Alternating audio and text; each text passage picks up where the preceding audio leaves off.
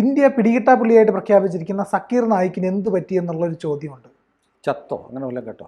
ഞാൻ അതിന് അതിശയത്തോടു കൂടിയാണ് ചോദിക്കുന്നത്. എന്തോ ഗുരുതരമായിട്ട് ബാധിച്ചിട്ടുണ്ട് എന്ന് മനസ്സിലായി.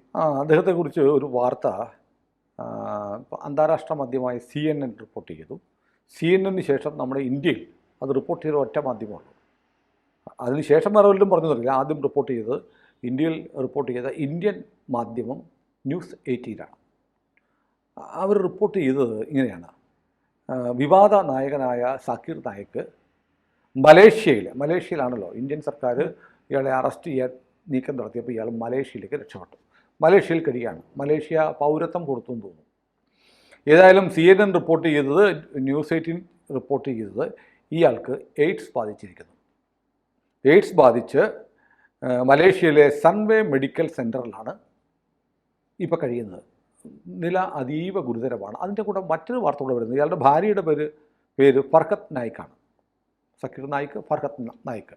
അപ്പോൾ സ്വാഭാവികമായും ഭർത്താവിന് എയ്ഡ്സ് ഉണ്ടെങ്കിൽ ഭാര്യയ്ക്ക് വരാം, അതൊക്കെയാണ്. പക്ഷേ അവരുടെ മകൾക്കും കൂടി എയ്ഡ്സ് ഉണ്ടെന്ന് പറയുന്നു. അതെങ്ങനെയാണെന്ന് എനിക്ക് മനസ്സിലാവുന്നില്ല. ഏതായാലും ഈ അഭ്യൂഹങ്ങൾ ഇങ്ങനെ പരക്കുന്നുണ്ട്. ഇന്ത്യയിലെ സുഡാപ്പികളിലെ ഒരു വാപ്പയാണ് ഈ സക്കീർ നായിക്ക്. സക്കീർ നായിക്കിനെ സംബന്ധിച്ച് അദ്ദേഹം വലിയ കോളിളക്കം ഉണ്ടാക്കുന്ന വിവാദ പ്രസംഗങ്ങളൊക്കെ നടത്തി.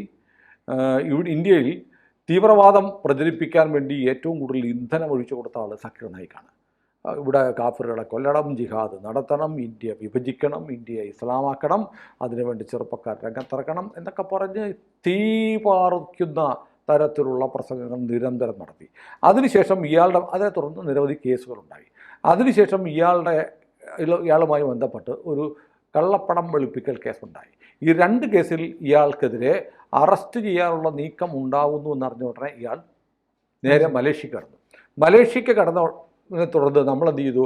ഇന്ത്യ സർക്കാർ ഇപ്പോൾ നമ്മൾ വിദേശ രാജ്യങ്ങളിലുള്ള പ്രതികളെ വിട്ടുകിട്ടാൻ വേണ്ടിയിട്ട് ഇൻ്റർപോളിനെ വിളിച്ചിട്ട് റെഡ് കോർണർ നോട്ടീസ് പുറപ്പെടുവിക്കാൻ പറയും. പക്ഷേ ഇൻ്റർപോൾ ആ ആവശ്യം അംഗീകരിച്ചില്ല.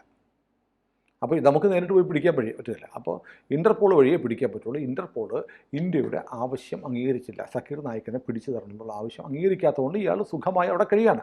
അവിടെ ഇരുന്ന് ഇയാൾ ചെയ്യുന്നത് നേരെ പാകിസ്ഥാനിൽ പോയി. പാകിസ്ഥാൻ ഔദ്യോഗിക സ്വീകരണമാണ് കൊടുത്തത്. രാജ്യത്തിൻ്റെ ഗസ്റ്റായിട്ട് സ്വീകരണം കൊടുത്ത് സക്കീർ നായിക്കിനെ അവിടെ പാകിസ്ഥാൻ ഒരു 3-4 മാസം മുമ്പാണ് കൊണ്ടുനടന്നത്. ഒരുപാട് വേദികളിൽ പോയി. അവിടെയൊക്കെ ഇന്ത്യക്കെതിരെ പ്രസംഗിച്ചു. കാശ്മീർ പാകിസ്ഥാന് വിട്ടുകൊടുക്കണം, കാശ്മീരിലെ ആളുകൾ ജിഹാദ് നടത്തണം എന്നൊക്കെ പറഞ്ഞാൽ വലിയ പ്രസംഗമൊക്കെ നടത്തി. നമുക്കൊന്നും ചെയ്യാൻ പറ്റില്ല, കാരണം പാകിസ്ഥാനിലല്ലേ. അത് കഴിഞ്ഞ് തിരിച്ച് മലേഷ്യക്ക് പോയി. ഇപ്പോൾ നമുക്ക് ലോകത്തെ ഏറ്റവും ഭീകരമായ രോഗങ്ങളിലൊന്നാണ് HIV അല്ലെങ്കിൽ എയ്ഡ്സ് എന്ന രോഗം. അത് ബാധിച്ചാൽ ശരീരത്തിൻ്റെ പ്രതിരോധ ശേഷി നഷ്ടപ്പെടും. എയ്ഡ്സ് ബാധിച്ചല്ല ആൾ മരിക്കുന്നത്. എയ്ഡ്സ് ബാധിച്ചു കഴിഞ്ഞാൽ പ്രതിരോധ ശേഷി നഷ്ടപ്പെടും. പിന്നൊരു പനി വന്നാലും ആൾ തട്ടിപ്പോകും. ഇമ്മ്യൂണിറ്റി ഇല്ലാണ്ട് വേണം അല്ലേ ഇമ്മ്യൂണിറ്റി ഇല്ലാതാക്കുന്ന രോഗമാണ് എയ്ഡ്സ്. ഇത് ലോകത്ത് ഇതുവരെ ഏതാണ്ട് 44.1 മില്യൺ ആളുകൾ മരിച്ചിട്ടുണ്ട് എയ്ഡ്സ് ബാധിച്ചിട്ട്. 85.6 മില്യൺ ആളുകൾക്ക് രോഗം ബാധിച്ചിട്ടുണ്ട്. അപ്പോൾ അവരുടെ പട്ടികയിലേക്ക് ലോക സുഡാപ്പികളുടെ തന്ത സ്ഥാനം പിടിച്ചിരിക്കുന്നു എന്നാണ് മാധ്യമങ്ങൾ. CNN-ഉം News 18-ഉം ഉത്തരവാദപ്പെട്ട മാധ്യമങ്ങളാണ്. അങ്ങനെ 2 മാധ്യമങ്ങളിൽ വാർത്ത വന്നിട്ടും ഇന്ത്യ ഗവൺമെൻറ് പിടികിട്ടാപ്പുള്ളിയായി പ്രഖ്യാപിച്ചിരിക്കുന്ന ഇയാളെക്കുറിച്ചുള്ള വാർത്ത കേരളത്തിലെ ഒരൊറ്റ മാധ്യമത്തിലും വന്നിട്ടില്ല. കാരണം കേരളത്തിലെ മാധ്യമങ്ങൾക്കും ഇയാളൊരു വാപ്പയായിരിക്കും. ഇപ്പോൾ ഞാൻ ആലോചിക്കുന്നത്, ഈ വാർത്ത പുറത്ത് വന്ന അന്താരാഷ്ട്ര മാധ്യമങ്ങളിലൊക്കെ ചർച്ചയാണ്. അപ്പോൾ പാകിസ്ഥാനിൽ ഇയാളുടെ കൂടെ ചെലവഴിച്ച ആളുകൾ ഇവിടെ അവസ്ഥ ഇപ്പോൾ എന്തായിരിക്കും? പാകിസ്ഥാൻ സർക്കാർ, പാകിസ്ഥാൻ പട്ടാളം, പാകിസ്ഥാൻ ISI, പാകിസ്ഥാൻ മതമേലധ്യക്ഷന്മാർ, ഇവരുടെ കൂടെയൊക്കെ ഇയാൾ നിർബാധം ഇടപെട്ടിട്ടുണ്ട്. ഇവരൊക്കെ ഈ കുറച്ച് കഴിയുമ്പോഴത്തേക്ക് ഞാൻ കണ്ടിട്ടുണ്ട്, ഈ ഭക്ഷണമൊക്കെ കഴിക്കുമ്പോൾ വിശ്വാസത്തിൻ്റെയൊക്കെ ഭാഗം ഒറ്റ പാത്രത്തിൽ കഴിക്കും, ബിരിയാണിയൊക്കെ. അങ്ങനെ കൈയിട്ട് വാരി ഇളക്കി നക്കി വായിലൊക്കെ വെച്ച് കഴിച്ചിട്ടുണ്ടെങ്കിൽ ഉറപ്പായിട്ടും സലൈവയിലൂടെ പകരും അല്ലേ?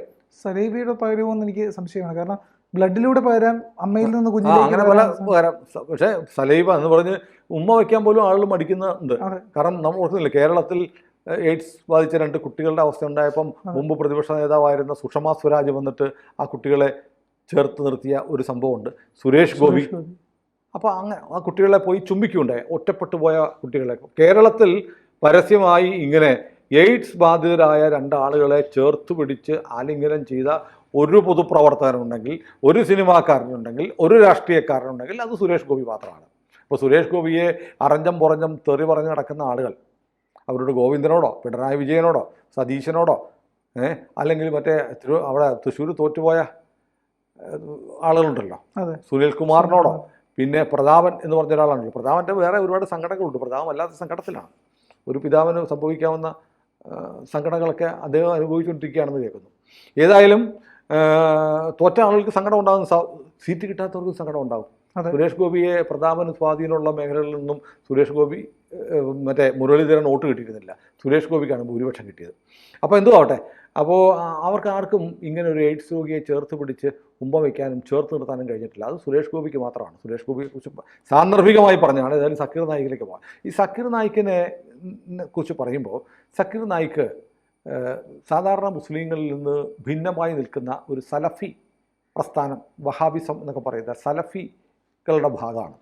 സലഫികളെ കുറിച്ച് പറയുമ്പോൾ അവർ ആദ്യകാല മുസ്ലിം മാതൃക, അതായത് ഇസ്ലാം ഉണ്ടായ കാലത്ത് 6-ാം നൂറ്റാണ്ടിലൊക്കെ അല്ലേ, അന്ന് എന്താണോ ഇസ്ലാം ഉണ്ടായിരുന്നത് അന്നത്തെ പോലെ തന്നെ ഇസ്ലാം മനുഷ്യൻ ഇന്ന് ജീവിക്കണം. കമ്മ്യൂണിസ്റ്റുകൾ പറയുന്ന ഒരു സംഭവമുണ്ട്, പ്രാകൃത കമ്മ്യൂണിസം, പ്രിമിറ്റീവ് കമ്മ്യൂണിസം. ആർക്കും ഭൂമിയൊന്നുമില്ല, എല്ലാവരും ജോലിയെടുക്കുന്നു, എല്ലാവരും കൃഷിയെടുക്കുന്നു, ആണും പെണ്ണും മാത്രമേ ഉള്ളൂ, മറ്റു ബന്ധങ്ങളൊന്നുമില്ല. അങ്ങനെ ഒരു കുത്തഴിഞ്ഞ ജീവിതം നയിക്കുന്നതാണ് പ്രാക് കമ്മ്യൂണിസം, പ്രിമിറ്റീവ് കമ്മ്യൂണിസം എന്ന് പറയുന്നത്. അന്നും കമ്മ്യൂണിസം മാർക്സൊക്കെ ജനിക്കുന്നതിന് മുമ്പാണ്. എന്ന് പറയുന്ന പോലെ ആദ്യകാല മുസ്ലിമുകൾ ഇസ്ലാം ഉണ്ടായ കാലത്ത് എങ്ങനെ ജീവിച്ചോ അതുപോലെ തന്നെ ജീവിക്കണം. അപ്പോൾ ആധുനിക പക്ഷേ ഞാൻ ആലോചിക്കുന്നത് അതാണ് സലഫിസം. ഞാൻ ആലോചിക്കാറുണ്ട്, ഈ സലഫിസമാണ് ജീവിതം മാർഗം എന്ന് പറയുന്ന ഈ സക്കീർ നായിക്ക് എങ്ങനെയാണ് യൂട്യൂബ് ഉപയോഗിക്കുന്നത്? യൂട്യൂബിൽ ഇയാൾ പീസ് TV ഒക്കെ തുടങ്ങി, പല രാജ്യം, ഇന്ത്യ തുടങ്ങി നിരോധിച്ചിരുന്നു, മറ്റു പല ബംഗ്ലാദേശിലും ഒക്കെ തുടങ്ങി. എങ്ങനെ ടെലിവിഷൻ ഉപയോഗിച്ചു, എങ്ങനെ വിമാനത്തിൽ കയറി പോകുന്നു? അത് ആദ്യകാല ഇസ്ലാം ജീവിച്ച പോലെയല്ലേ ജീവിക്കേണ്ടത്? അപ്പം ഇതിൻ്റെ പ്രചാരകനാണ്. ഇതിൻ്റെ ഏറ്റവും പ്രധാനപ്പെട്ട ചില കാര്യങ്ങൾ ഈ സലഫിസത്തെക്കുറിച്ച് പറയുന്നത്, ഇതൊരു ശുദ്ധീകരണവാദികളാണ്. ഇപ്പോൾ ഉള്ള ഇസ്ലാം എന്ന് പറയുന്നത് ഇതൊന്നും അല്ല ഇസ്ലാം. നമ്മൾ പഴയ കാലത്തേക്ക് തിരിച്ചു പോകണം, പ്രാകൃത ഇസ്ലാമിലേക്ക്, അല്ലെങ്കിൽ ഇസ്ലാം ഉണ്ടായ കാലത്തിലേക്ക് പോകണം. അപ്പോൾ മുഹമ്മദിൻ്റെ ആദ്യ തലമുറ എങ്ങനെയാണോ ജീവിച്ചത് അതുപോലെ ജീവിക്കുക. അവരുടെ ആ തലമുറയിലുള്ള ആളുകൾ എങ്ങനെ ഖുറാനെ കണ്ടോ, ആ ഖുറാനെ എങ്ങനെ അവർ സ്വീകരിച്ചോ അതുപോലെ ഖുറാനെ സ്വീകരിക്കുകയും അതുപോലെ ഖുറാനെ വ്യാഖ്യാനിക്കുകയും വേണം. എന്നൊക്കെയാണ് ഇവർ വിശ്വസിക്കുന്നതെന്നാണ് ഞാൻ വിക്കിപീഡിയ നോക്കിയപ്പോൾ എനിക്ക് മനസ്സിലാക്കി. എനിക്ക് ഇതേക്കുറിച്ചൊന്നും അറിയില്ല. നമ്മുടെ അഹമ്മദ് മാഷ് ആയിരുന്നെങ്കിൽ വിശദമായിട്ട് സംസാരിക്കാമായിരുന്നു. മാഷിനെ കിട്ടിയില്ല. പിന്നെ രണ്ടാമത്തത്, ഇവർ ഈ സലഫിസത്തെക്കുറിച്ച് പറയുമ്പോൾ ഇവർ ശുദ്ധീകരണവാദികളാണ്. ഇപ്പോൾ ഉള്ള ജീവിതം അല്ല വേണ്ട. ഈ എറണാകുളത്തൊക്കെ സലഫി പള്ളികളുണ്ട്, കേരളത്തിൽ പലയിടത്തും ഉണ്ട്. പക്ഷേ അവരൊക്കെ ആധുനിക രീതിയിലാണ് ജീവിക്കുന്നത്. പക്ഷേ അവരുടെ ആത്യന്തികമായ ആഗ്രഹം ആടുമയ്ക്കാൻ പോകണമെന്നായിരിക്കാം സലഫിസം. രണ്ടാമത്, ഇവർ ആക്ടിവിസ്റ്റുകളാണ്. അത് വളരെ പ്രധാനപ്പെട്ട. മൂന്നാമത്, ഇവരാണ് ജിഹാദികൾ. ജിഹാദ് നടത്തുക എന്നുള്ളത് നമ്മുടെ ബാധ്യത. എല്ലാ ഇസ്ലാമിൻ്റെയും എല്ലാ മുസ്ലിമിൻ്റെയും ദൗത്യങ്ങളിലൊന്നാണ് സക്കാത്തും ജിഹാദുമൊക്കെ. അപ്പോൾ ജിഹാദ് നടത്തുക എന്നുള്ളതുകൊണ്ട്, പക്ഷേ പലരും അതിന് പറ്റിയ സാഹചര്യം ഇല്ലാത്തത് കൊണ്ട് ജിഹാദ് പിന്നത്തേക്ക് മാറ്റി വെച്ചിരിക്കുകയാണ് ഇന്ത്യയിൽ പലരും. പക്ഷേ സലഫികൾ അങ്ങനെയല്ല, ഞങ്ങൾ ജിഹാദികളാണ് എന്ന് പറയുന്നവരാണ്. അതുകൊണ്ട് തന്നെ IS എന്ന് പറയുന്ന സംഘടന ഉണ്ടാവാനുള്ള കാരണം ഈ സലഫി മൂവ്മെൻ്റാണ് എന്ന് പറയപ്പെടുന്നുണ്ട്, വിക്കിപീഡിയ പറയുന്നുണ്ട്. അപ്പോൾ ഏതായാലും ഇങ്ങനെ തീവ്രവാദ സ്വഭാവമുള്ള പ്രാകൃത രീതിയിലേക്ക് ഉള്ള ഇസ്ലാമാണ് വേണ്ടതെന്നും അതാണ് ശരിയെന്നും ശുദ്ധീകരണം ആവശ്യമാണെന്നും വേണ്ടി വന്നാലല്ല നിർബന്ധമായും ജിഹാദ് നടത്തേണ്ടവരാണെന്നും എന്നു പറയുന്ന വിഭാഗത്തിൻ്റെ ലോകത്തിലെ ഏറ്റവും ശ്രദ്ധേയനായ നേതാവാണ് സക്കീർ നായിക്. അദ്ദേഹത്തിന് ഹൂറികളുടെ അടുത്തേക്ക് അദ്ദേഹവും പോകില്ലോ മരിച്ചു കഴിഞ്ഞാൽ, അല്ലേ? എയ്ഡ്സ് ആണെങ്കിൽ ഹൂറികൾ അടുപ്പിക്കുമോ? അവിടെ ചെല്ലുമ്പോൾ പ്രശ്നമില്ലായിരിക്കും, മാറുമായിരിക്കും. സ്വർഗമല്ലേ, മദ്യപ്പുഴയൊക്കെ ഒഴുകുന്ന സ്ഥലമല്ലേ. അപ്പോൾ പിന്നെ സാനിറ്റൈസ് ചെയ്യാം. ശരി. അത് മുങ്ങിയ പണ്ട് ട്രംപ് ചോദിച്ചിരുന്നല്ലേ, ഈ സ്പിരിറ്റ് സാനിറ്റൈസർ ഉപയോഗിച്ചാൽ എയ്ഡ്സ് രോഗാണു മരിക്കുമെങ്കിൽ കുറച്ചങ്ങ് കുടിച്ചാൽ പോലെയാണ്, ഉള്ളിലുള്ളത് ചത്തുപോലോ എന്ന് പണ്ട് ട്രംപ് ചോദിച്ചാൽ വലിയ ട്രോളായിരുന്നു. എയ്ഡ്സിൻ്റെ കാലം അല്ല, സോറി, കോവിഡിൻ്റെ കാലം. അപ്പോൾ ഏതായാലും സക്കീർ നായിക്കിന് ദൈവത്തിൻ്റെ ഒരു നിയോഗം കിട്ടി. അദ്ദേഹം ദൈവത്തിൻ്റെ സന്നിധിയിലേക്ക് പോകാനുള്ള തയ്യാറെടുപ്പിലാണ്. ഏറ്റവും മഹത്തായ ഒരു പാത. കാരണം അവിടെ ചെന്ന് കഴിഞ്ഞാൽ സാധാരണ അവിടെ 72 പേരൊക്കെ ഉണ്ടെന്നാണ് പറഞ്ഞത്, ഹൂറിമാർ.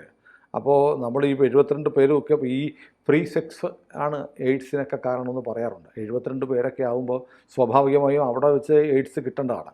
അതെ. അപ്പോൾ പക്ഷേ അതിന് മുമ്പ് തന്നെ അതിന് വിളവിച്ച് കിട്ടുന്നതുകൊണ്ട് അതിനുവേണ്ടി പ്രത്യേകിച്ച് റിസ്ക് എടുക്കേണ്ടി വരത്തില്ല. ഏതായാലും സക്കീർ നായിക്കിന് എല്ലാ യാത്രാമംഗളങ്ങളും നമുക്ക് നേരാം, ഈ വാർത്ത ശരിയാണെങ്കിൽ. പക്ഷേ അപ്പോഴും കേരളത്തിലെ സുടുക്കളുടെ വാപ്പയ്ക്ക് എന്താണ് പറ്റിയതെന്ന് നമ്മുടെ മാധ്യമങ്ങൾ പറയത്തില്ല. കാരണം അവർക്കും സക്കീർ നായിക്ക് വാപ്പമാരിൽ ഒന്നായിരിക്കാം. കൂടുതൽ വാർത്തകളും വിശേഷങ്ങളും നിങ്ങളിലേക്ക് എത്താൻ ABC മലയാളം സബ്സ്ക്രൈബ് ചെയ്യുക, ബെൽ ബട്ടണും അമർത്തുക.